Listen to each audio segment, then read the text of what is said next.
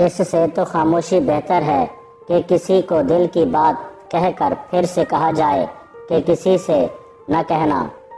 اپنے اخلاق کو پھول جیسا بنا لو، اور کچھ نہیں تو پاس بیٹھنے والا خوشبو تو حاصل کرے گا۔ جاہلوں کا طریقہ یہ ہے کہ جب ان کے دلیل مقابل کے آگے نہیں چلتی تو وہ لڑنا شروع کر دیتے ہیں۔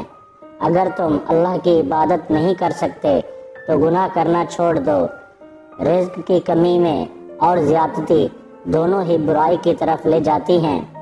دوست وہ ہے جو دوست کا ہاتھ اس کی پریشانی اور تنگی میں پکڑتا ہے۔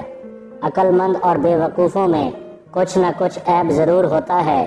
عقل مند اپنے عیب خود دیکھ لیتا ہے اور بے وقوفوں کا عیب دنیا دیکھتی ہے۔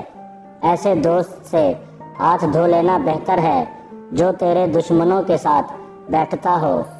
ان کی روشنی میں رزق تلاش کرو، رات کو اسے تلاش کرو جو رزق دیتا ہے۔ نااہل کی تربیت کرنا گنبد پر اخروٹ رکھنے کے مانند ہے۔ آسماں پر نگاہ ضرور رکھو، مگر یہ مت بھولو کہ پاؤں زمین پر ہی رکھے جاتے ہیں۔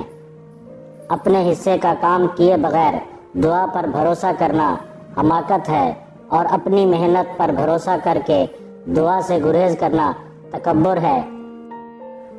میں نے ایک نیک شخص کو دریا کے کنارے دیکھا جس کو ایک چیتے نے زخمی کر دیا تھا، اور اس کا زخم کسی دوا سے اچھا نہ ہوتا تھا، اور وہ عرصہ دراز سے اس تکلیف میں مبتلا تھا، مگر ہر وقت اللہ کا شکر ادا کرتا تھا۔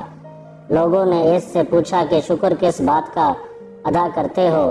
اس نے جواب دیا، اس لیے کہ مصیبت میں مبتلا ہوں، نہ کہ گناہ میں۔